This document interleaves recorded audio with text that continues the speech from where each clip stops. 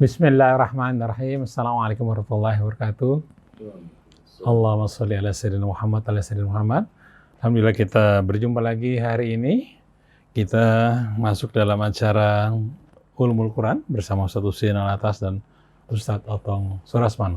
Kita masih akan mengambil tema bagaimana kita berinteraksi langsung kepada Al-Quran, memahami Al-Quran melalui Al-Quran. Demikian tema yang kami sodorkan hari ini. Baik, satu yang sudah hadir di sini, juga Ustaz Otong. Mari kita mulai acara ini dengan membaca Al-Fatihah. A'udzu billahi minasyaitonir rajim. Bismillahirrahmanirrahim. Alhamdulillahi rabbil alamin. Ar-Rahmanir Rahim. Maliki yaumiddin. Iyyaka na'budu wa iyyaka nasta'in. Ihdinas siratal mustaqim. Siratal ladzina an'amta 'alaihim ghairil maghdubi 'alaihim waladdallin. Baik, alhamdulillah. Mudah-mudahan dengan baca Al-Fatihah kita dimudahkan dalam memahami apa-apa yang disampaikan oleh Al-Quran. Baik, temanya adalah bagaimana kita berinteraksi langsung kepada Al-Quran dan memahami Al-Quran melalui Al-Quran. Kepada Ustaz Otong yang bersekenan memberikan pengantarnya. Assalamualaikum warahmatullahi wabarakatuh. Waalaikumsalam warahmatullahi wabarakatuh. Alhamdulillah. Alhamdulillah rabbil alamin wal aqibatu lil muttaqin. Asyhadu an la ilaha illallah wahdahu la syarika lah wa asyhadu anna Muhammadan abduhu wa rasuluh. Allahumma shalli wa sallim wa barik ala sayidina Muhammadin wa ala alihi wa ashabihi ajma'in, amma ba'du. Ya, sama-sama kita muliakan guru kita Al-Habib Husein Alatas, ya, Bapak Haji Muhammad Krisna, Qur'an Rasil, juga para pendengar dan pemirsa Rasil yang dimuliakan Allah Subhanahu wa taala. Alhamdulillah di pagi hari ini yang cukup cerah ini kita dapat berjumpa kembali pada suatu kajian yang sangat luar biasa yang tentunya akan memberikan pencerahan jalan hidup kita menuju ridho Allah Subhanahu wa taala. Minggu yang lalu telah dibahas secara panjang lebar oleh guru kita, itu tentang Rasulullah itu sebagai saksi, kemudian mubasysyira wa nadhira, ya. Tentunya sangat luar biasa, ya. Nah, juga sempat Habib bahas, ya, termasuk penjelasan di Mesir itu sekian tahun orang belajar di sana, ternyata yang dipelajari itu adalah karya-karya ulamanya, ya, bukan langsung kepada kitab suci Al-Quran. Termasuk di Indonesia juga, ya, beberapa poin mungkin, ya, nah bagaimana agar supaya dikolaborasikan gitu, Quran juga paham, ya, kitab-kitab tertentu juga paham gitu, karena kebanyakan itu memang tidak merujuk kepada Qurannya. Ada yang mengatakan berat, ya, untuk bisa memahami Al-Quran secara langsung, seperti itu kesannya itu. Tetapi setelah saya mendengar dari Habib, ternyata tidak berat juga gitu. Cuman mungkin yang perlu itu adalah risetnya, mungkin langsung bagaimana supaya bisa interaksi dengan Quran itu dengan baik, dengan lancar. Mungkin nanti apakah ada resep-resep tertentu, mungkin dari mana dulu gitu, supaya masyarakat itu bisa tertarik, ya, untuk interaksi dengan kitab suci Al-Quran itu. Walaupun sempat juga ada yang bertanya itu, ya terserah mana aja sih. Ada yang misalkan loncat, misalkan tentang mempelajari kisah-kisah para nabi dulu, misalkan. Kebetulan mungkin paling tidak kan harus ada mushaf Qur'annya, ya, ada terjemahnya, ada tafsirnya mungkin, ya, gitu, ya, Bib, ya. Sehingga misalkan pengen loncat-loncat sana sini, pengen tentang tahun Nabi Yusuf, baca surah Yusuf terjemah sama tafsirnya. Mungkin itu salah satu sarananya. Atau mungkin ada yang lebih komprehensif lagi, sehingga rutenya itu dari mana dulu ya, sehingga kita itu betul-betul bisa memahami, bisa menangkap dari kitab suci Al-Quran ini. Walaupun mungkin saya pribadi ya sebenarnya ya, banyak juga yang ayat-ayat Quran itu bisa langsung dipahami gitu.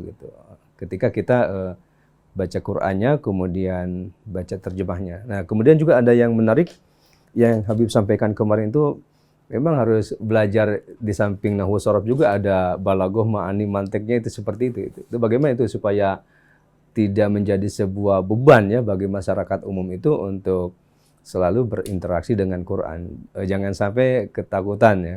Katanya kalau nggak ada gurunya, belajar Quran itu gurunya setan. Itu kan seperti itu. Ada lagi yang memberikan ilustrasi itu, tapi ilustrasinya kurang tepat menurut saya juga gitu. Seperti contoh itu, jadi untuk memahami Quran itu harus memahami kitab-kitab dulu gitu. Tapi ternyata di beberapa kitab tersebut itu justru pembahasan Qur'annya itu sangat minim gitu. Justru banyak itu kosakata bahasa Arabnya gitu yang tidak mendukung untuk kembali kepada Quran. Juga ada hal menarik, mungkin minta solusinya nanti. Sempat saya berjamaah ya suatu waktu itu. Bahkan waktu itu karena ada jadwal di Otista gitu ya Bib ya. Kita sholat jamaah maghrib tetapi memparokot terus. Kenapa? Karena imamnya itu saya anggap ini kurang pas Al-Fatihahnya saja gitu maksudnya. Tapi beliau itu ngajar kitab kuning gitu Bib. Nah artinya itu berarti Qur'annya diabaikan, artinya itu harusnya kan Qur'annya dulu gitu ya. Nah ini juga mungkin beberapa pengalaman kenapa di pondok pesantren sendiri gitu fokusnya itu tidak Quran dulu, langsung kitab ya, sehingga tadi kitab kuningnya lancar tetapi baca Qurannya masih belepotan lah bahasanya. Mungkin ini sebagai pengantar, mungkin solusinya seperti apa agar masyarakat itu bisa betul-betul bisa interaksi dengan Al-Quran ya, Al-Quran menjadikan sebuah solusi kehidupan. Terima kasih. Assalamualaikum warahmatullahi wabarakatuh. Waalaikumsalam warahmatullahi wabarakatuh. A'udzu billahi minasyaitonir rajim. Bismillahirrahmanirrahim. Alhamdulillahi rabbil alamin, hamdan katsiran tayyiban mubarakan fihi kama yuhibbu rabbuna wa yarda. Allahumma salli wa sallim wa barik ala abdika wa rasulika sayyidina wa nabiyyina Muhammadin wa alihi at-tayyibin wa sahabatihi al-ghurril mayamin wa tabi'ina lahum bi ihsanin ila yaumiddin. Subhanak la ilma lana illa ma 'allamtana innaka antal alimul hakim wa la haula wa la quwwata illa billahil aliyyil azim. Rabbana zidna ilman wa alhiqna bis salihin. Allahumma atina min indika rahmah wa allimna min ladunka ilma wanfa'na bima 'allamtana waj'alna hudatan muhtadin wa la taj'alna dhallina mudhallin birahmatika ya arhamar rahimin. Amma ba'du. Ikhwan, akhwat, pendengar, pemirsa radio, TV, silaturahim yang dirahmati Allah, Ustadz Otong Surasman yang menemani kita pagi hari ini dalam tema Ulumul Quran, Ustadz Muhammad Krisna Neza, seluruh keluarga besar Rasil yang dirahmati Allah, kaum muslimin dan muslimat yang dimuliakan Allah Subhanahu wa taala, begitu pula saudara-saudari kita seayah dan seibu yang diciptakan dari asal usul yang sama oleh pencipta yang sama. Dan dia pula yang telah menciptakan langit, bumi, dan seluruh isinya, yang menempatkan kita di buminya sebagai khalifahnya. Semoga kita semua mendapatkan hidayah petunjuknya untuk menerima, memahami, dan mengikuti kebenaran yang datang dari sisi Allah tanpa kesombongan dan keangkuhan. Saya ucapkan salamullahi alaikum jami'an warahmatullahi wabarakatuh. Ustadz Otong tadi menyampaikan berbagai macam kendala yang dihadapi oleh umat dalam melakukan pendekatan dan pemahaman langsung terhadap Al-Quran. Dan sebetulnya kendala ini bukan datang dari orang-orang di luar Islam, bukan datang dari orang awam, tapi datang dari orang-orang yang berilmu. Mereka menggambarkan kepada kita bahwa untuk memahami Al-Quran, orang harus menguasai sekian banyak ilmu. Dari ilmu alatnya, nahu, sorof, balaghah yang terbagi kepada al-badi atau al-ma'ani, yang terbagi kepada ilmu al-ma'ani, ilmu al-bayan, juga al-badi. Ya. Padahal kalau kita perhatikan al-badi itu bahagian dari balaghah yang tidak berhubungan dengan ma'ani Al-Quran. Hanya berhubungan dengan apa? Dengan tahsin al-alfaz, hiasan lafal. Kalau memahami al-ma'ani wal bayan itu merupakan satu keharusan bagi orang-orang yang memang mengemban amanat untuk mempelajari mendalami kitab Allah. Tapi kalau bagi masyarakat awam, akan sulit bagi mereka untuk memahami ilmu bayan, begitu juga ilmu ma'ani. Tapi kalau ulama-ulamanya yang memahami ilmu-ilmu ini, memahami Al-Quran dengan benar, menyampaikannya kepada masyarakat, tidak ada kesulitan. Betul tidak? Artinya ada ilmu-ilmu khusus yang perlu dipelajari oleh ulama agar membantu mereka memahami Al-Quran dengan benar. Lalu pemahaman yang benar tersebut disampaikan kepada umat. Bukan setiap orang harus mempelajari ilmu ma'ani maupun ilmu bayan. Lalu pertanyaannya, apakah Quran itu sulit untuk difahami oleh umat? Oleh masyarakat awam? Apakah benar? Kalau memang Al-Quran sulit untuk difahami, lalu bagaimana Allah jadikan Quran itu sebagai hujjah? Sebagai pedoman hidup? Dalam suratul Qamar sebanyak 4 kali Allah berfirman walaqad yassarnal Qur'ana lidzikri. Fahal mim muddakir. Sungguh kami telah permudah Al-Qur'an lidzikri. Al-dzikr itu sebetulnya pelajaran dan peringatan. Untuk dapat kita memahami peringatan dengan sendirinya apa? Untuk bisa mengikuti peringatan dari Allah harus memahaminya kan? Dan juga al-dzikru bisa berarti diingat. Jadi kami telah permudah Al-Quran untuk diingat, untuk juga dipelajari dan difahami. Fahal mim muddakir, adakah di antara kalian yang mau mengambil pelajaran dan mendengarkan peringatan yang datang dari Allah? Jadi kalau Allah mempermudah, lalu tugas kita pertama-tama ada kemauan. Fahal mim muddakir, pintunya pertama-tama ada kemauan, ada minat, ada tekad di hati kita untuk belajar Al-Quran.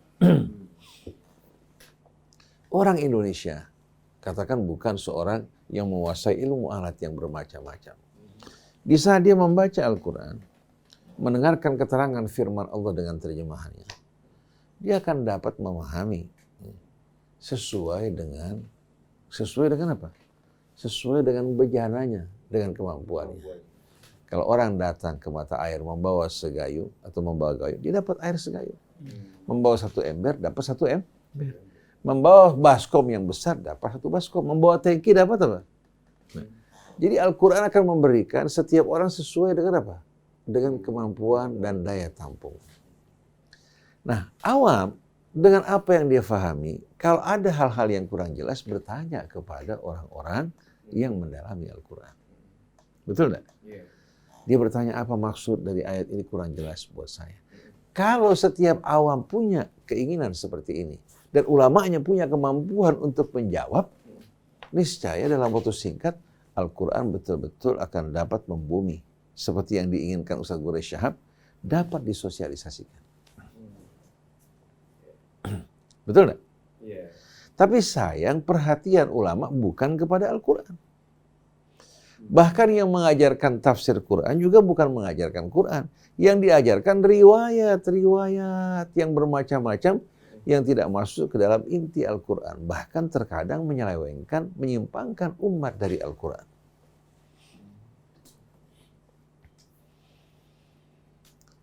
Di Mesir, memang di perguruan tinggi di Mesir, pelajaran ulumul Quran masih tetap mengikuti gaya klasik.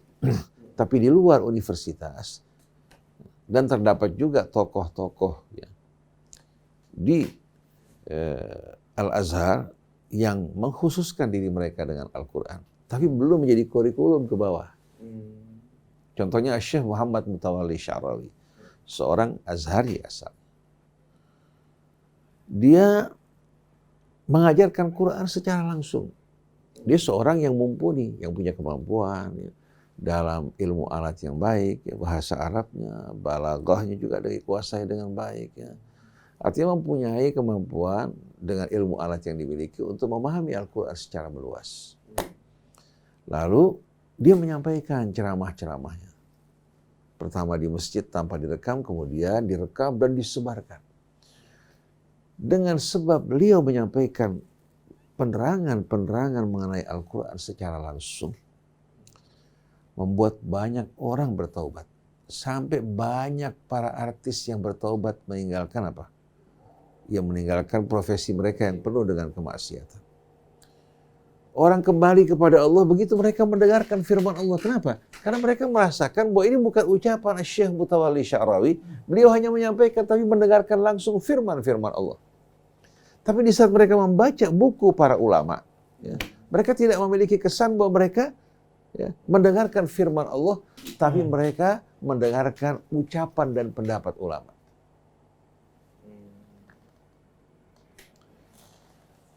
Buku yang ditulis di seputar tafsir amat banyak. Tapi sebagian besar tafsir, semuanya ada tafsir kecuali Quran. Kita lihat At-Tabari sebagai contoh. Kemudian juga kita lihat Al-Khazin. Kita lihat juga tafsir Ibnu Katsir yang dianggap tafsir yang menjadi rujukan bagi sebagian kalangan, penuh dengan masukan-masukan tambahan-tambahan yang tidak diperlukan Al-Quran dari berbagai macam riwayat. Oleh karena itu, kita perlu betul-betul memahami Al-Quran dengan cara yang Allah ajarkan kepada kita dan dicontohkan oleh Nabi kita Muhammad SAW. Oleh karena itu, kita jumpai dalam metode memahami Al-Quran, ada beberapa metode yang kita dengar. Contohnya ada metode memahami Al-Quran berriwayah dengan riwayat. Ada metode memahami Al-Quran ya, dengan apa? Dengan ar-ra'i, dengan akal. Ada lagi metode ya, memahami Al-Quran melalui metode apa? Pendekatan filsafat. Ada yang pendekatan ilmu pengetahuan. Kita jumpai ternyata apa? Tafsir-tafsir ini bicara mengenai filsafat, bicara mengenai ilmu, ya, bicara juga mengenai apa? Bicara mengenai riwayat, tapi tidak fokus menerangkan Al-Quran, malah condong mengambil ayat-ayat tersebut dicocokkan dengan apa? Metode yang mereka punya. Jadi ini merupakan metode yang asing dalam memahami Al-Quran. Padahal seharusnya kita memahami Al-Quran dengan Al-Quran. Rasulullah ketika dijadikan sebagai mubayyin yang menerangkan Al-Quran juga dengan Al-Quran. Ketika Abu Bakar As-Siddiq radhiyallahu anhu mendengar firman Allah, alladzina amanu walam yalbisu imanahum bidzulmin ulaika lahumul amnu wa hum muhtadun. Orang-orang yang beriman dan tidak mencampur keimanan mereka dengan kezaliman, mereka lah yang akan menerima rasa aman dan mereka berjalan di atas petunjuk Allah. Abu Bakar As-Siddiq mengatakan, ya Rasulullah, man minna lam yadhlim, siapa di antara kita yang belum pernah berbuat kezaliman?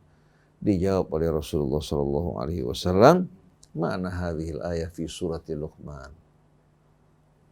Ya bunayya, la tusyrik billah, inna syirka la dhulmun azim.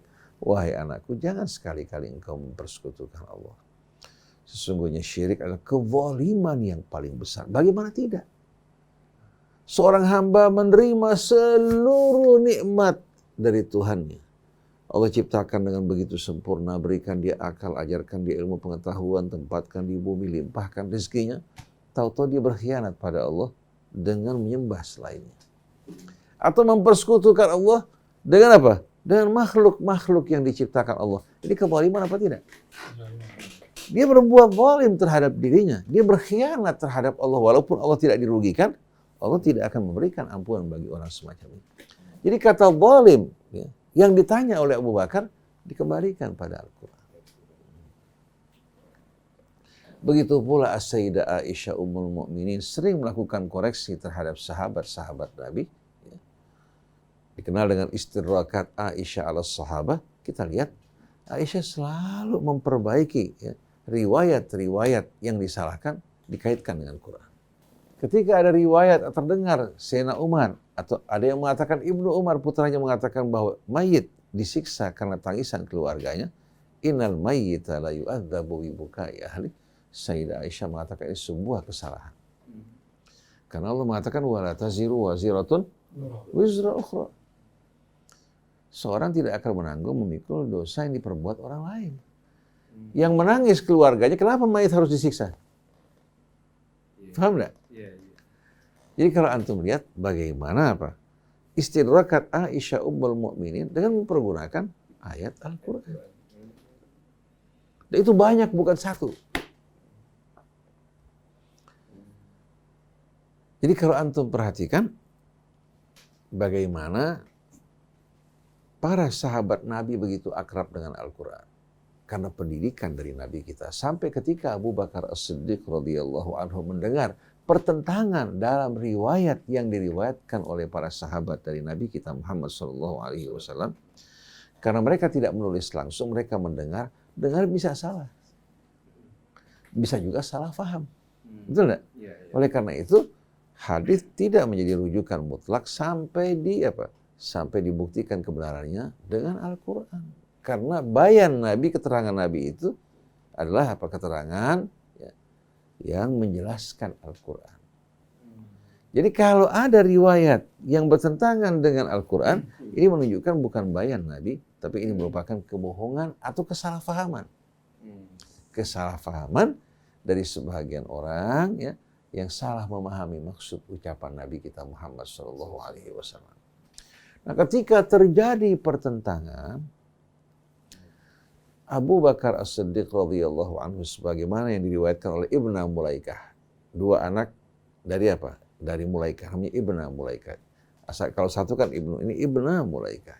Meriwayatkan bahwa Abu Bakar As-Siddiq radhiyallahu anhu mengatakan, "Innakum takhtarifuna fil hadithi an Rasulillah." Kalian berbeda-beda dalam meriwayatkan hadis dari Rasulullah. Walladzina ya'tuna ba'dakum sayakununa asyadda ikhtilafan. Orang yang datang setelah kalian pasti akan lebih apa? Berselisih kan? Fa idza sa'alakum sa'il. Kalau ada yang bertanya pada kalian seorang penanya, faqulu bainana wa bainakum kitabullah. Katakan di antara kami dan kalian kitab Allah. Begitu juga Umar bin Khattab radhiyallahu anhu. Dia beristikharah selama 1 bulan. Apakah perlu mengumpulkan hadis atau tidak? Ternyata hasil istikharahnya melarang dia. Akhirnya semua tulisan dan kumpulan dibakar. Karena apa? Orang di saat fokus pada hadis akan terhijab dari Al-Quran. Apalagi dengan alasan qala Rasulullah. Padahal belum tentu itu ucapan Rasul. Bisa saja kebohongan atas nama Rasul. Atau bisa juga kesalahpahaman dalam memahami ucapan Rasul. Nah, bagaimana Al-Quran dapat menjadi apa? Dapat menjadi jelas, difahami dengan betul-betul meyakinkan. Kalau alat untuk menafsirkannya meragukan. Oleh karena itu, jalan satu-satunya yang terbaik. Ya, bukan metode penafsiran Quran dengan riwayat. Atau menafsirkan dengan ilmu. Ya. Semata, ilmu dibutuhkan. Tapi dengan ilmu semata bisa menyimpangkan kita. Karena ilmu kan pengetahuan, pemahaman, persepsi manusia yang terbatas. Betul enggak? Apa yang sekarang dipastikan bisa aja besok apa? Diragukan. Ini terbukti. Oleh karena itu apa? Cara yang terbaik adalah memahami Al-Quran dengan Al-Quran. Seperti umpamanya dulu pernah kita sampaikan di bulan Ramadan kalau tidak salah kajian-kajian kita. Ingin memahami kata insan dalam Al-Quran. Tinggal kita membuka ayat-ayat ya, yang menerangkan apa? Atau yang menyebutkan kata insan. Setelah kita kumpulkan, kita jelas memahami kata insan itu. Ternyata ditujukan dari kata ini pasangan pria wanita. Kita mendengar kata bashar. Kita temukan ternyata kata bashar dalam Al-Quran menunjukkan apa? Manusia dari sisi darah dan dagingnya. Innama ana basyarum mithlukum. Saya seperti kalian dalam basyariah. Dari darah, daging, yang diciptakan juga dari unsur yang sama. Perbedaannya, yuha ilayya. Saya menerima wahyu dari Allah, kalian tidak. Ilmu yang ada pada saya dari Allah Subhanahu wa ta'ala. Kita ingin memahami berbagai macam kata istilah dalam Al-Quran. Tidak boleh sama sekali kita abaikan Al-Quran. Tetap kita harus kumpulkan semua yang berhubungan dengan kata yang sama, lalu kita memahaminya secara komprehensif. Jangan sepotong-sepotong. Contoh, kata takdir. Akibat kita memahami takdir terpisah dari Al-Quran, apalagi kembali kepada riwayat, akhirnya membuat lahirlah kelompok yang dinamakan Al-Qadariyah, Al-Jabariyah, dan lain-lain. Kenapa? Karena mereka bukan kembali kepada Al-Quran. Coba mereka memahami kata takdir dengan mengumpulkan semua kata yang terdapat dalam ayat-ayat Al-Quran. Semua kata takdir yang terdapat dalam ayat Al-Quran dikumpulkan, kemudian dia berusaha untuk memahami, maka akan jelas baginya. Takdir itu ternyata merupakan aturan yang terukur, yang penuh kebijaksanaan dari Allah Subhanahu wa ta'ala. Kalau kita mengikuti ketentuan takdir Allah, kita akan selamat. Di saat kita melanggar, kita akan apa? Akan binasa. Nah, pada hari ini, Ustaz Otong, saya ingin apa? Saya ingin memulai pemahaman kita atau pendekatan kita dengan Al-Quran dimulai dari tema utamanya. Dari tema utama, kan kita tahu bahwa Al-Quran untuk siapa diturunkan? Untuk kita semua sebagai pedoman hidup. Lalu Al-Quran menjelaskan kepada kita tujuan dari penciptaan kita apa? Wa ma khalaqtul insa wal jinna illa liya'budun. Nah, wa ma khalaqtul jinna wal insa illa liya'buduni. Aku tidak menciptakan jin dan manusia, melainkan tujuan dari penciptaan ini ya, agar mereka beribadah kepada aku, menyembah aku, mengabdi kepada aku. Ini merupakan tujuan dari penciptaan manusia. Jadi kalau manusia keluar dari tujuan ini, dia menyalahi apa? Dia menyalahi apa? Menyalahi aturan, ketentuan yang Allah tetapkan sebagai penciptaan mereka. Allah Subhanahu wa ta'ala ketika memerintahkan mereka untuk beribadah kepada Allah, perintah ini bukan perintah takwini. Kalau perintah takwini, ya, seperti kun fayakun, tidak akan mungkin manusia akan bermaksiat kepada Allah. Perintahnya atau kehendaknya tasyri'i. Artinya Allah Subhanahu wa ta'ala dengan syariatnya memberikan petunjuk kepada mereka agar mereka menyembah Allah sebagaimana mereka kehendaki.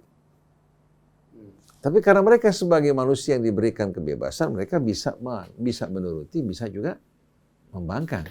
Bisa menuruti, bisa membangkang. Ini bukan berarti di saat mereka membangkang menentang kehendak Allah, bukan. Karena kehendak ini kehendak tasyri'i, bukan kehendak takwini. Bukan kehendak takwini. Kalau takwini, ya, apa-apa yang ditetapkan Allah langsung kun fayakun, bukan dengan pilihan kita bentuk rupa kita. Siapa ayah ibu kita, sukunya, bangsanya, warna kulitnya. Begitu pula mekanisme bekerjanya seluruh tubuh kita ditangani oleh Allah. Allah nggak bakal bertanya, kenapa paru-paru kamu kembang kuncup, ya. Kenapa jantung kamu berdenyut sekian kali, kenapa bukan sekian kali. Itu bukan pekerjaan kita. Itu langsung ditangani oleh Allah. Tapi yang ditanya oleh Allah, apa yang Allah berikan pilihan kepada kita. Bukan hanya di sana, tapi Allah kirimkan Rasulnya, berikan penerangan apa yang dikehendaki Allah. Nah, yang dikehendaki Allah dari kita dalam hidup ini mengabdi kepadanya. Mengabdi bukan hanya sekedar sholat, puasa, haji, bukan. Tapi mengabdikan seluruh hidup kita kepada Allah. Artinya, kita mengemudikan hidup kita agar sesuai dengan keridhaan Allah. Bagaimana sikap seorang manusia terhadap dirinya? Baik berkaitan dengan umurnya, begitu juga masa-masa kuat dan kesehatannya, harta yang Allah berikan padanya, ilmunya bagaimana sikap dia. Kalau dia mengabdi kepada Allah, dia akan arahkan semua untuk keridhaan Allah. Begitu juga bagaimana sikapnya terhadap istrinya, pasangan hidupnya. Terhadap anaknya, kalau dia memuliakan mereka, mendidik mereka untuk mengenal Allah, taat kepada Allah, memperlakukan juga dengan cara yang baik dan mulia, berarti dia beribadah pada Allah. Tapi kalau dia menganiaya mereka, mengabaikan pendidikan mereka, hingga mereka tidak mengenal Allah, walaupun gelarnya PhD, dalam bidang sains, tapi kalau dia lupa memperkenalkan anaknya, keluarganya kepada Allah, maka dia mengabaikan tugasnya sebagai seorang Muslim yang mengabdi kepada Allah, atau dia melupakan perannya sebagai hamba Allah. Jadi ibadah kepada Allah itu sebetulnya menunjuk kepada arti yang luas. Tapi salah faham kita, rusaknya pemahaman kita dalam memahami arti ibadah itu disebabkan karena kita jauh dari Quran. Kita lihat dalam buku fikih, ada namanya bahagian ibadat atau ubudiyat, ada bahagian muamalat. Saya mau tanya, dasarnya apa? Berdagang mengikuti ketentuan Islam ibadah. Betul enggak? Belajar ibadah. Kalau kita tujukan untuk Allah. Mengajarkan ilmu ibadah. Walaupun yang kita ajarkan bahasa Inggris, matematik, kimia, fisika untuk mendidik umat Islam menjadi orang yang mumpuni, yang bisa menjadi khalifah Allah dengan ilmunya, dia dapat betul-betul menjalankan amanat Allah, ibadah, perjuangan. Itu jihad. Betul enggak? Memperlakukan istrinya dengan mulia ibadah. Bahkan menggauli istrinya ibadah. Sahabat bertanya, ya Rasulullah, masa kami mendatangi istri kami ibadah? Dijawab oleh Rasul, kalau dia datangi wanita yang bukan istrinya, melakukan perbuatan zina, maksiat bukan? Maksiat. Jadi hidup ini ya hanya ada dua jalan, ibadah atau maksiat. Ibadah atau maksiat. Jadi dalam apa? Dalam bab yang dinamakan muamalah, sebetulnya apa? Sebetulnya Allah menginginkan dalam muamalah kita, baik itu jual beli kita, baik itu apa? Baik itu hubungan sosial kita dengan masyarakat, hubungan kita dengan sesama muslim, dengan non-muslim, ada aturan yang mengatur mereka. Menjadi seorang dokter, menjadi seorang insinyur, di saat dia mengabdi kepada Allah dengan profesinya sebagai seorang dokter, dia melayani umat, mengobati mereka yang sakit, diniatkan ibadah dan jihad, itu merupakan afdhalul jihad. Tidak kalah dengan perang di medan perang. Tapi kalau dia tidak meniatkan ibadah, dia menganggap soal profesi tidak ada hubungan dengan ibadah, dia kehilangan kesempatan kemuliaan tersebut. Seorang pedagang di saat dia keluar dari rumahnya, dia berniaga dengan mengikuti ketentuan Allah, tidak melakukan perbuatan haram, dia dapatkan keuntungan, dia infakkan sebagai untuk zakat, sebagai untuk keluarganya, ibadah dan jihad. Seorang pedagang sotomi memikul berkeringat, pundaknya luka-luka, mencari nafkah yang halal. Menjual juga yang dihalalkan Allah yang bermanfaat untuk umat, memberikan nafkah keluarganya, itu jihad yang besar. Betul tidak? Tapi kalau dia memperdagangkan yang diharamkan Allah, itu merupakan dosa besar. Atau dia berniaga berusaha hanya untuk memperkaya diri. Tidak diniatkan ibadah perjuangan, dia tidak akan mendapatkan janji Allah Subhanahu wa Ta'ala. Jadi sebetulnya pembahagian kehidupan kita di dunia, sebagian ibadah, sebagian muamalah atau bukan ibadah, kesalahan fatal. Seharusnya semua adalah bahagian dari ibadah kita kepada Allah. Tinggal dijelaskan bab demi bab. Dari mulai kita berwudu, sholat, kemudian juga berpuasa, berzakat, berhaji, kemudian jual beli, semua merupakan hal yang perlu disesuaikan dengan ketentuan Allah dan kita lakukan dalam rangka beribadah pada Allah. Kalau suami istri menjalani kehidupan rumah tangganya sebagai bahagian dari ibadah mereka kepada Allah di samping sholat dan puasa, kira-kira bagaimana sikap suami pada istrinya? Bagaimana sikap istri pada suami? Mereka tidak akan berkelahi, tidak akan ribut, bertentangan dalam urusan dunia, mau ke mall sana, mau jalan ke sana, mau jalan ke karena mereka tahu. Mereka sedang menjalani apa? Cobaan dan ujian. Mereka diuji untuk mengabdi kepada Allah. Nah, kalau dia tidak menyadari hal ini, yang terfikir dalam benak mereka apa? Hal-hal yang glamor, beriforia, bersenang-senang, kebanggaan diri, kemudian berwisata atau mengadakan acara ulang tahun perkawinan yang gila-gilaan, karena mereka tidak merasa hidup mereka ibadah. Betul nggak? Oleh karena itu, kita temukan ya, dalam Al-Quran, setiap kali Allah Subhanahu wa Ta'ala memerintahkan kita beribadah kepada Allah, kita temukan ternyata bukan hanya menjelaskan keharusan kita beribadah kepada Allah saja, tapi juga menunjukkan arti hanya kepadanya kita beribadah. Artinya setiap perintah beribadah kepada Allah adalah menunjukkan arti bertauhid dalam beribadah kepada Allah. Artinya semua yang kita lakukan, semua yang kita perbuat, semua yang kita kerjakan termasuk yang kita tinggalkan, semua kita lakukan semata-mata hanya untuk Allah. Kalau kita menyembah Allah tapi juga menyembah selainnya, maka ibadah kita dianggap ibadah yang tertolak.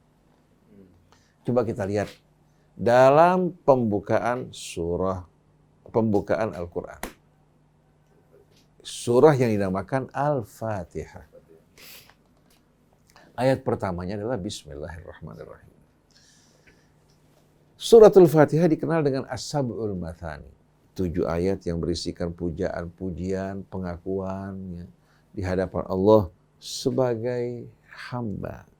Ya, yang betul-betul mengungkapkan syukurnya yang tak terhingga kepada Allah. Ungkapan syukurnya diungkapkan dengan hanya mengabdi kepada Allah. Melabuhkan dan menggantungkan hidupnya kepada Allah. Dan juga apa? Dia menjadikan Allah satu-satunya sebagai penunjuk jalannya. 7 ayat yang berisikan puji. Oleh karena itu, saya merasa heran kalau orang membaca Bismillah dengan pelan. Padahal ini merupakan ayat pertama dalam Al-Quran. Di semua mushaf, ya, dan mushaf ini dicetak dari mulai zaman dahulu kala, bukan merupakan hal yang baru. Kita temukan mushaf terdahulu, yang tertua, menempatkan Bismillah sebagai ayat pertama. Tapi kenapa kita membaca Bismillah dengan pelan, tapi amin yang tidak termasuk dalam Al-Fatihah dibaca dengan keras? Ini bukan kita mau memojokkan, menyudutkan orang yang tidak membaca Bismillah dengan keras, tapi mau mengingatkan. Coba renungkan. Ketika dia membaca Al-Fatihah, dia memulai apa? Dengan Bismillahirrahmanirrahim. Kalau kita membaca keterangan dari tafsir yang bermacam-macam, diartikan lil isti'anah, mohon pertolongan dan bantuan. Sebetulnya saya tidak sependapat dengan ini.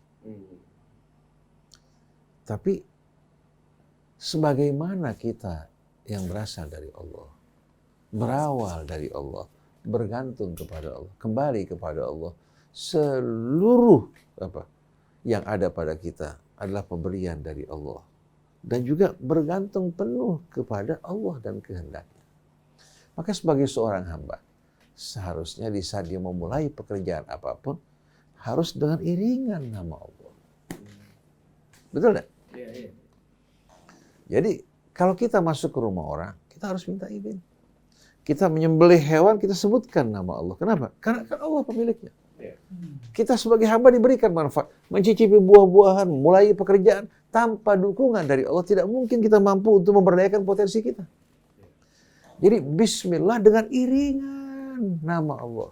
Ar-Rahman, Ar-Rahim, yang maha pemurah, lagi maha pengasih, maha penyayang. Di samping sebagai pengakuan, semua ini ya Allah milikmu. Kami memohon dari engkau izin, restu dan ridha-Mu ya Allah.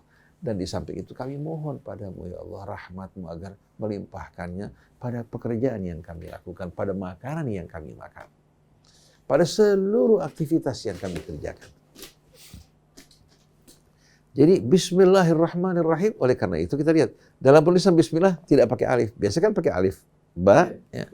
Tapi langsung dihubungkan dengan nama Allah untuk membuat kita tidak terpisah dari Allah Subhanahu wa taala, dari namanya dalam seluruh gerak-gerik kita. Baik kita dalam keadaan melek maupun tertidur. Waktu tidur kita menutup mata kita sebelumnya dengan doa. Betul enggak? Setelah kita mengucapkan Bismillahirrahmanirrahim, ini merupakan pendamping yang amat indah dalam hidupnya, dengan nama Allah yang Maha Pemurah lagi Maha Penyayang. Dengan nama Allah yang Maha Pemurah lagi Maha Penyayang. Masa kita membaca ini tidak merasakan limpahan rahmat, kasih sayang dari Allah Subhanahu wa taala menggenangi jiwa kita. Begitu kita merasa rahmat yang menggenangi hati kita, rahmat yang Maha Pemurah, yang Maha Penyayang, kita akan bekerja dengan percaya diri. Walaupun kita berawal dari lemah tak berdaya, tapi dengan rahmat Allah, Sayyidah Hajar, Ismail mendapatkan air. Mata air yang terus memancar padahal di padang yang betul-betul kering dan kerontang. Betul nggak? Dengan nama Allah Subhanahu wa taala, Nabi Allah Yunus bisa hidup aman di perut ikan hingga dia keluar dari samudra. Dengan rahmat Allah, Ayub yang mengalami penyakit yang begitu parah, Allah sembuhkan hanya dengan air yang memancar dari hentakan kakinya. Akal mustahil hentakan kaki untuk bisa menghasilkan air. Hentakan hanya usaha. Tapi yang memancarkan air adalah Allah. Maryam yang habis melahirkan dengan susah payah.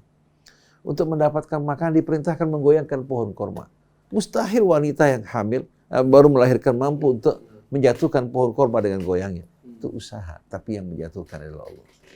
Zakaria yang tua renta yang tidak mendapatkan anak. Kemudian begitu pula Ibrahim. Di hari tua mendapatkan anak. Padahal istrinya mandul dan dia tua renta. Bukan mereka yang memproduksi anak. Mereka hanya menjalankan sebab, tapi Allah yang menganugerahkan mereka. Kehidupan kita adalah pemberian dari Allah. Ada awalnya, ada akhirnya. Dalam perjalanan hidup sepenuhnya kita bergantung pada Allah. Maka seorang mukmin tidak akan lupa kepada Allah dalam seluruh gerak-geriknya. Bismillahirrahmanirrahim. Kalau dia akan berbuat maksiat, menyebut nama Allah, malu enggak? Kalau dia akan berbuat maksiat, katakan dia mau berzina atau mau korupsi dalam Bismillahirrahmanirrahim, kira-kira bagaimana perasaan dia? Jadi kita selalu diingatkan untuk betul-betul terhubung dengan Allah. Hati yang selalu ingat Allah, hati yang dijaga oleh Allah, yang diterangi oleh Allah dan diberkahi seluruh amal usahanya. Ya ayyuhalladzina amanu dzkurullah dzikran katsiran wasabbihuhu bukratan. Sebagaimana kita berawal dari Allah, bukankah kita bergantung kembali pada Allah? Bergantung pada Allah, kembali pada Allah. Nah, nikmat berawal dari Allah seharusnya kita kembalikan pada Allah. Alhamdulillahirabbil alamin. Ya Allah, segala puji seluruhnya kami persembahkan hanya kepadamu ya Allah. Rabbil alamin, engkau adalah Tuhan semesta alam. Bukan hanya Tuhan kami, alam raya semua di bawah asuhan, pemeliharaan dan kekuatanmu.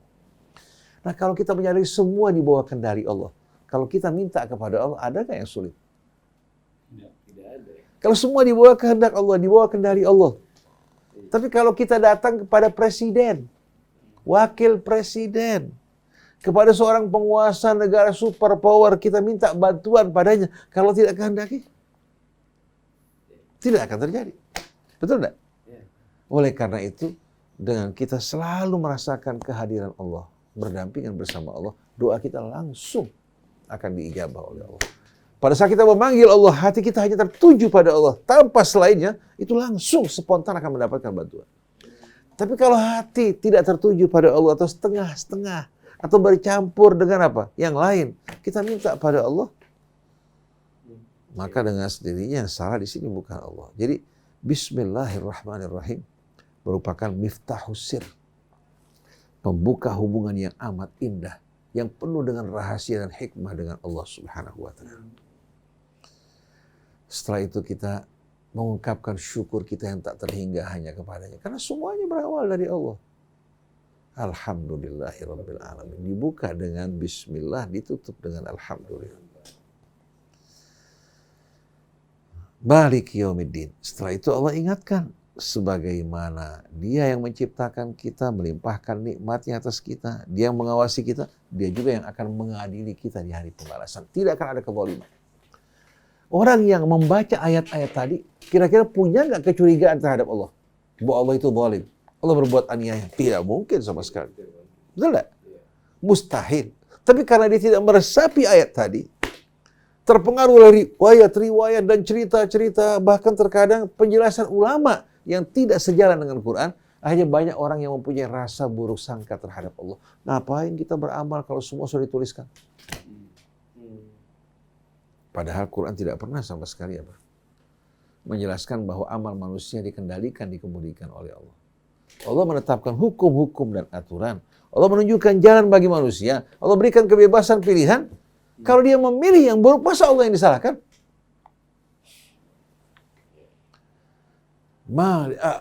Alhamdulillahi Rabbil Alamin Ar-Rahmanir Rahim. Kembali Allah jelaskan bahwa Allah dalam mengasuh alam raya, ya, dalam memelihara, menjaganya, dengan dua namanya Ar-Rahman, Ar-Rahim. Supaya jangan sampai manusia salah paham seolah-olah Allah Subhanahu wa Ta'ala merupakan Tuhan yang semena-mena. Tidak. Ar-Rahman, Ar-Rahim diulang dua kali. Satu dalam Bismillah, kedua setelah Allah Subhanahu wa Ta'ala menjelaskan bahwa dirinya Rabbul Alamin, ternyata Dia mengasuh, memelihara alam raya dengan dua namanya yang begitu indah. Maliki yaumiddin. Dia yang menciptakan kita, Dia yang menguji kita, Dia yang mengawasi kita, dan Dia yang akan mengadili kita. Tidak ada satupun kebaikan yang akan hilang. Dan tidak mungkin Allah akan menambahkan keburukan-keburukan kita. Maliki yaumiddin. Iyyaka na'budu wa iyyaka nasta'in. Sampai di sini. Ini betul-betul merupakan tujuan hidup yang amat utama. Sesuai dengan perintah Allah, wa ma khalaqtul jinna wal insa illa liya'budun. Iyyaka na'budu wa iyyaka nasta'in. Seolah-olah setelah meniti perjalanan, pencarian, renungan, dia menemukan iyyaka na'budu wa iyyaka nasta'in, ya Allah, hanya Engkau ya Allah yang kami sembah. Hanya untuk Engkau ya Allah kami mengabdikan hidup kami. Hanya untuk Engkau ya Allah kami bekerja. Iyyaka na'budu. Hanya kepadamu ya Allah kami mengabdi dan menyembah. Karena selain Engkau adalah sama makhluk seperti kami. Hanya Engkau yang maha kuasa atas segala sesuatu. Engkau pembuka dan penutup kebaikan. Engkau yang kuasa juga untuk apa? Untuk membiarkan musibah menimpa kami. Dan menghalangi rahmat untuk turun kepada kami disebabkan karena dosa-dosa yang kami perbuat. Oleh karena itu, kami berlepas diri, berlepas tangan dari selainmu. Hanya padamu ya Allah. Kami menghadapkan wajah kami. Kami juga mengarahkan tujuan dari seluruh pekerjaan dan hidup kami. Iyyaka na'budu. Hanya kepadamu ya Allah kami menyembah. Baru setelah itu wa iyyaka nasta'in. Sebelum meminta, didahului dengan bertauhid pada Allah. Hanya kepadamu kami menyembah. Dan hanya kepadamu ya Allah kami memohon pertolongan. Nah kita manusia, bagaimanapun pandainya kita, tetap mudah sekali syaitan menggelincirkan kita. Kita diberikan akal, diberikan ilmu, tapi juga kita diberikan hawa nafsu. Syaitan mudah sekali ya memasukkan ke dalam menggunakan hawa nafsu kita, membisik-bisikkan akhirnya apa? Membisik-bisikkan kepalsuan yang hak di hadapannya dihiasi, di hadapan kita dihiasi menjadi batil, yang batil dihiasi di hadapan kita menjadi hak. Seringkali manusia menganggap dirinya dalam kebenaran padahal tertipu oleh syaitan. Oleh karena itu perlu kita memohon petunjuk pada Allah. Petunjuk bukan hanya penerangan, penjelasan tidak, tapi dibimbing. Ada dua jenis hidayah. Satu hidayah namanya irsyad, taufik, penerangan, penjelasan. Satu lagi hidayah apa? Taufik. Diiringi, dampingi. Contohnya, kalau seandainya satu orang bertanya pada Ustadz Otong, Ustadz, tahu nggak kira-kira jalan ke Masjid Silaturahim? Bisa nggak jelaskan buat saya? Ustadz Otong mengatakan, saya akan antarkan kamu langsung. Kata mengantarkan berisi petunjuk, dua petunjuk, satu penerangan, yang satu lagi apa? Langsung didampingi kan? Kalau kita berikan peta atau denah buat dia, betul merupakan penerangan, penjelasan, tapi yang lebih indah lagi, kalau kita didampingi dan diantar. Nah, yang kita minta pada Allah, ihdinas siratal mustaqim, bukan hanya petunjuk yang sifatnya penerangan, tapi minta kepada Allah untuk mengiringi, mendampingi kita, untuk menjaga kita dari syaitan. Bahkan dari hawa nafsu kita dalam diri kita. Ya Allah, tunjukkan kami ke jalan yang lurus. Siratal ladzina an'amta alaihim ghairil maghdubi alaihim waladhdallin, bukan jalannya orang-orang yang terkena murka-Mu ya Allah, yang bersikap angkuh dan sombong, atau dhalin, orang yang tersesat. Dia ingin jalan lurus, tapi apa? Karena tidak mendapatkan petunjuk, dia tersesat. Jadi kita lihat dalam surah ini yang Allah wajibkan kita untuk mengulang-ulangnya pada setiap sholat, ternyata berisikan betul-betul petunjuk yang amat indah. Dalam Al-Quran seluruhnya, ayat-ayatnya yang berbicara adalah Allah. Betul tidak? Nabi menyampaikan. Tapi kalau Al-Fatihah, perhatikan, walaupun dia merupakan surah dari suar Al-Quran, tapi yang berbicara pada saat kita baca siapa? Allah apa hamba? Bismillahirrahmanirrahim. Alhamdulillahirabbil alamin. Ayat demi ayat merupakan petunjuk bimbingan dari Allah bagaimana kita berhubungan dengan Allah. Betul enggak? Jadi seluruhnya merupakan ayat-ayat yang berisikan bimbingan petunjuk bagaimana kita berhubungan, berkomunikasi dengan Allah dengan cara yang paling dicintai Allah. Dan ini pula petunjuk bagi kita jalan yang paling dicintai Allah. Jangan pernah kita lepas dari Allah.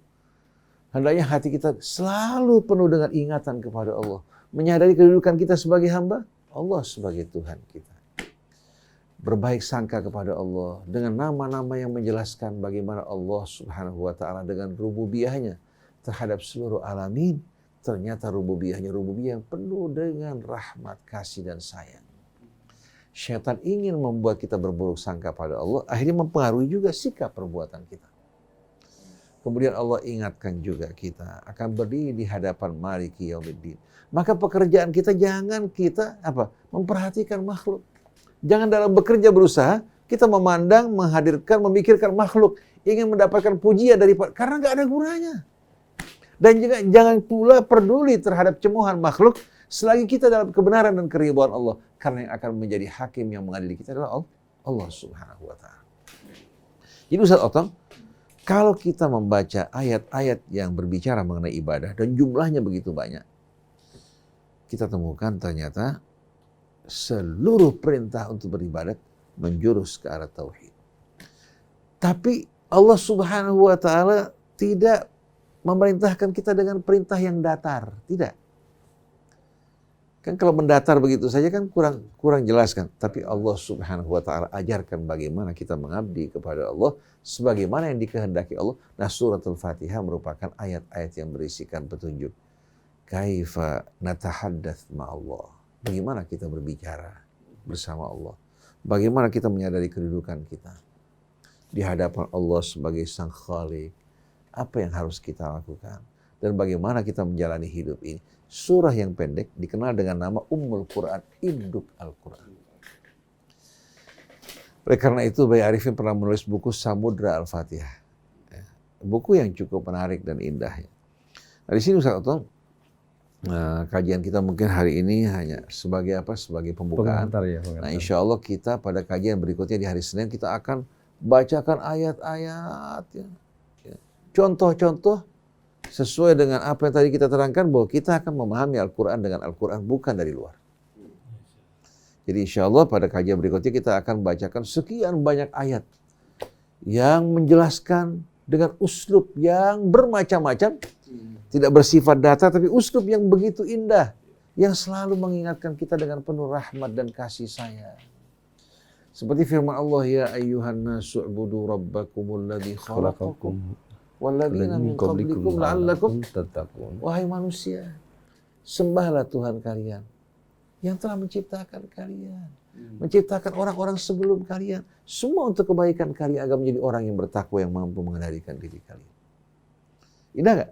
Ini indah sekali. Diingatkan dengan apa? Dengan mengenalkan kita yang diciptaan. Dalam surat Yasin, ketika rajulun min ali Yasin yang datang min aqsal Madinah yang mengingatkan kaumnya agar menerima dakwah yang disampaikan oleh para utusan. Dia mengatakan kepada mereka ketika mereka menentang dirinya, wa ma liya la a'budul ladzi fatarani wa ilaihi turja'un. Apa alasan saya untuk tidak menyembah yang menciptakan aku? Alladzi fatarani, dan kalian kelak kepadanya akan dikembalikan. Attakhidhu min dunihi aliha. Yurid lirrahmanu bidurrin la tughni anni syafa'atuhum wa lahum yunqidhun. Apakah patut saya mengangkat selain Allah sebagai sembahan-sembahan? Kalau Allah menghendaki untuk menimpakan bahaya yang terhadap diriku, syafaat mereka tidak akan berguna sama sekali bagi saya. Mereka tidak akan mampu menyelamatkan saya. Inni amantu bi rabbikum fasma'un. Sesungguhnya aku tegaskan di hadapan kalian bahwa aku beriman kepada Tuhan kalian semua, Tuhan semesta alam, dengarkan kesaksian saya ini. Akhirnya karena dia menyampaikan kesaksiannya, menurut riwayat, dia dilempari batu dan diinjak-injak hingga binasa. Inni amantu bi rabbikum fasma'un. Allah tidak ceritakan dalam Quran penganiayaan kaumnya terhadap dirinya, tapi langsung Allah membawa kita melompat untuk menyaksikan keadaannya di surga nanti. Qila dkhulil jannah. Tahu-tahu Allah katakan, setelah dia meninggal, masuklah ke dalam surga. Jadi Allah tidak ceritakan bagaimana deritanya, kan deritanya nggak ada artinya. Qila dkhulil jannah. Masuklah kamu ke dalam surga. Begitu dia masuk ke dalam surga dengan penuh kesedihan, dia tidak dendam pada kaumnya. Qala ya laita qaumi ya'lamun. Coba kaumku memahami, mengetahui keadaan saya ini. Bima ghafara li rabbi wa ja'alani minal mukramin. Dengan ampunan yang Tuhanku limpahkan padaku, dan Allah jadikan aku dari orang-orang yang dimuliakan.